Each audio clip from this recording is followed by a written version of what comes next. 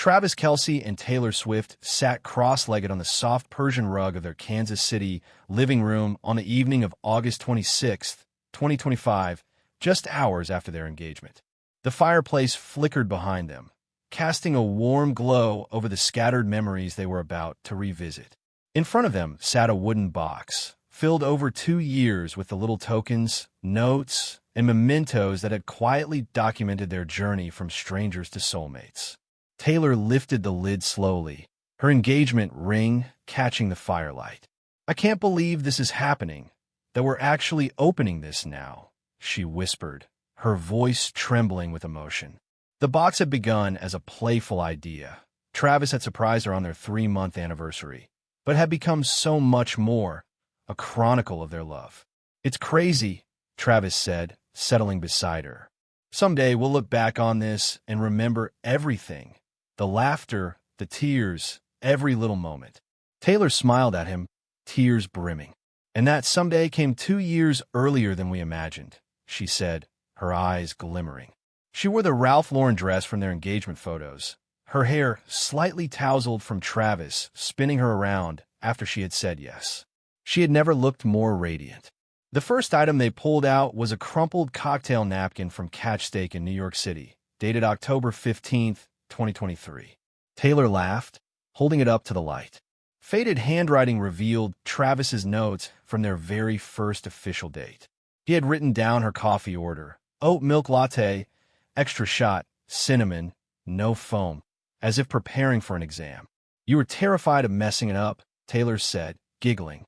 "You took notes on me like I was a subject in school." "I was," Travis admitted, grinning. "I spent the entire dinner memorizing every word, convinced it was my only shot." Then came the more tender items.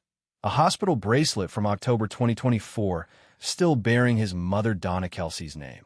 Taylor ran her fingers over it, remembering the night he had called her in the middle of the night, panicked and vulnerable.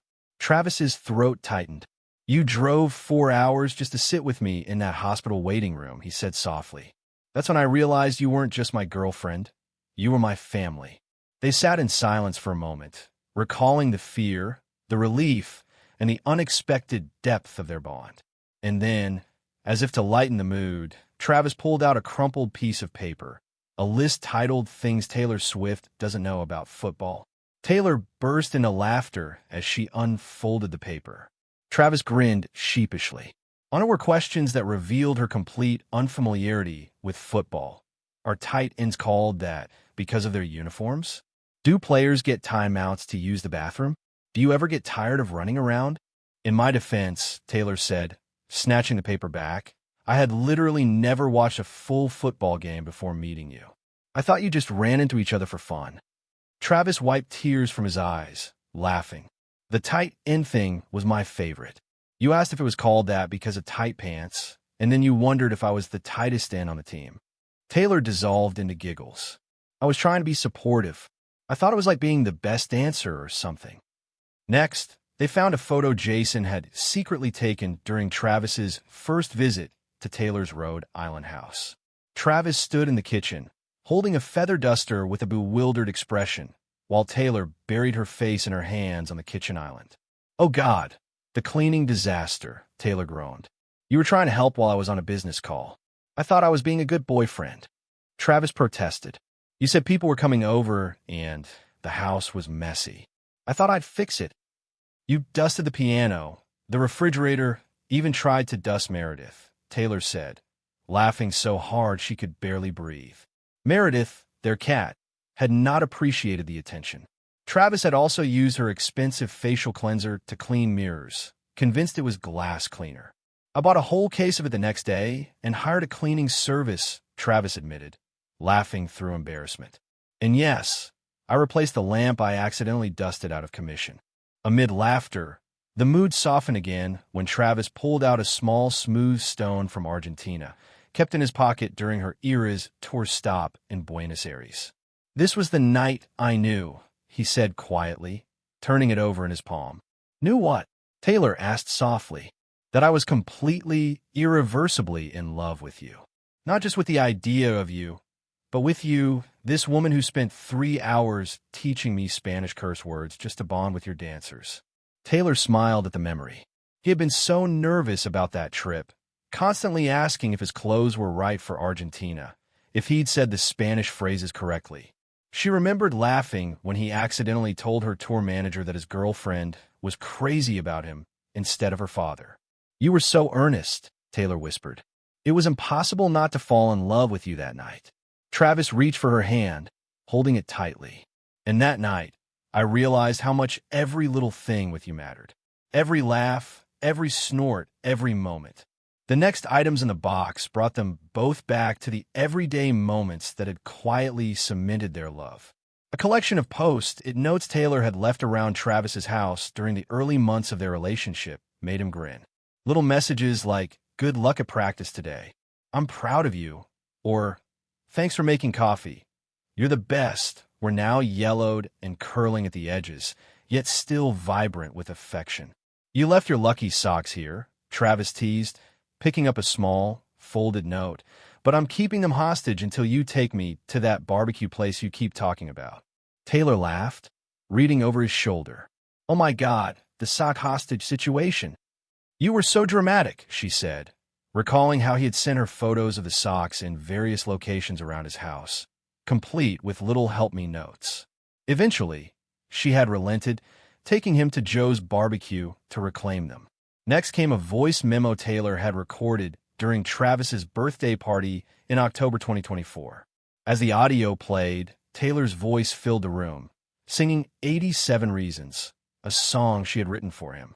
The lyrics celebrated the small details of their life together, his laugh, his kindness, the way he made her feel safe. Travis's eyes shimmered with tears. "I can't believe you kept this," he whispered. "This was the moment I knew you were going to marry me," Taylor admitted. "Not because of the song itself, though it was the most beautiful thing anyone has ever done for me, but because of how you looked at me while I was singing. You were completely present, like I was your whole world." Travis laughed softly through his tears. Big tough NFL guy crying over a song. "I wasn't crying, I was emotionally overwhelmed," he insisted. They then pulled out funny photos from trips and events. The first Met Gala Travis had attended, frozen in terror in his custom suit, while Taylor looked effortlessly elegant beside him.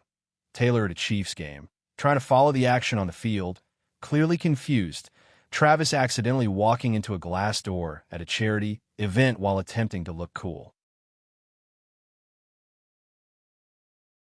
But the funniest items were screenshots of their early text messages, printed and preserved. Travis had nervously admitted, "Travis, what if I say something stupid?" And Taylor had replied, "Then I'll say something stupid back and we'll be perfectly matched." Weeks later, they had joked about arguments over dishwasher loading and other mundane routines, laughter threading through every message. Each memory, each note, each photo reminded them how deeply their love was rooted in the ordinary, the everyday, and the perfectly imperfect details of life together. Near the bottom of the box, Taylor found something that made her both laugh and cry. The original handwritten lyrics to Father Figure, a song from her latest album inspired by Travis. She ran her fingers over the elegant handwriting, reading lines that captured moments only they had shared. "I can't believe you wrote this about me," Travis whispered, his voice thick with emotion. "You gave me my first real example of what healthy love looks like," Taylor said softly. "You never needed me to be less than I am, so you could feel bigger. You celebrated my successes, held me through my defeats, and made love feel simple and real. You showed me that the right person makes everything easier, not harder," Travis replied, pressing her hand gently. Then came a printed email from Travis's agent, from early in their relationship, with the subject line, "Please read public appearance protocol for dating Taylor Swift." Taylor burst into laughter as she read the detailed instructions on how Travis should behave at public events. Rule number 7. Travis read over her shoulder, "Do not attempt to sing along to Taylor's songs in public. Your vocal abilities are not your strong suit." "Hey, I've improved," Taylor teased. "I can almost hit the high notes in Love Story now." Almost being the key word.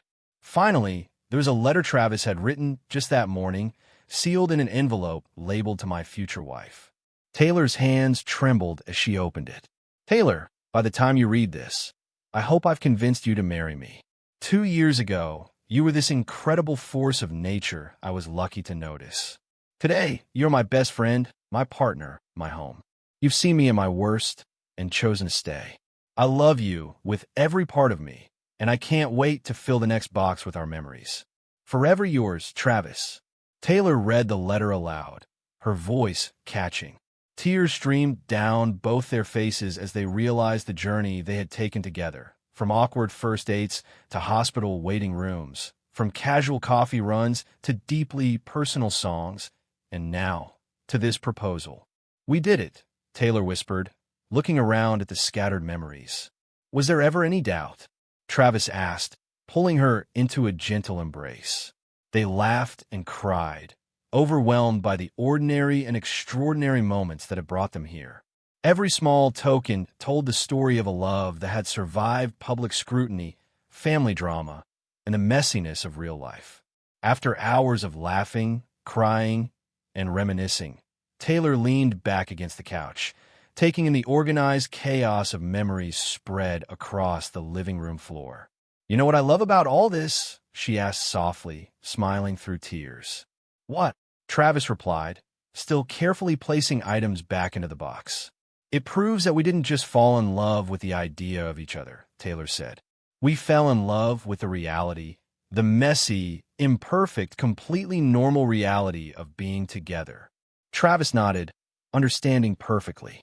We fell in love with Tuesday nights and grocery shopping, arguing over the thermostat, and all the boring little things that actually make up most of life. And now we get to do it forever, Taylor whispered, glancing at her engagement ring. Speaking of forever, Travis said, pulling out his phone, I may have already started a Pinterest board for wedding planning. Taylor laughed, incredulous. You have a Pinterest account? Jason's wife set it up for me. I've been pinning wedding venues, cake designs, and table settings for weeks, he admitted, grinning. Show me everything, Taylor demanded, scooting closer on the couch.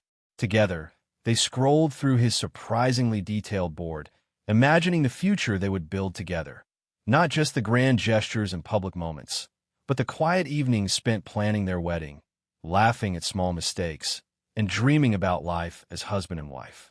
2 hours later, they finally headed upstairs to bed, Taylor carrying the memory box, Travis holding a notebook full of wedding ideas. They both knew this was just the beginning. Tomorrow they would begin planning their wedding, and in time, they would fill a whole new box with memories of married life. But tonight was about the present. Two people who had found their forever person, surrounded by tangible proof of the journey they had taken together. Ordinary moments had become extraordinary simply because they were shared. Taylor looked at Travis and smiled. Sometimes the most beautiful part of love isn't the dramatic gestures.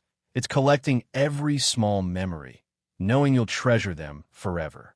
Travis pulled her into his arms, kissing her forehead. Exactly. And now, every coffee date, every lazy Sunday, every silly argument over the thermostat, it's ours and it's perfect. And with that, they went to sleep, hearts full, knowing that the true beauty of their story was not in the headlines, but in the quiet, everyday moments that made their love unshakable. The memory box sat safely beside them, a symbol that the best love stories are built one small, perfect moment at a time.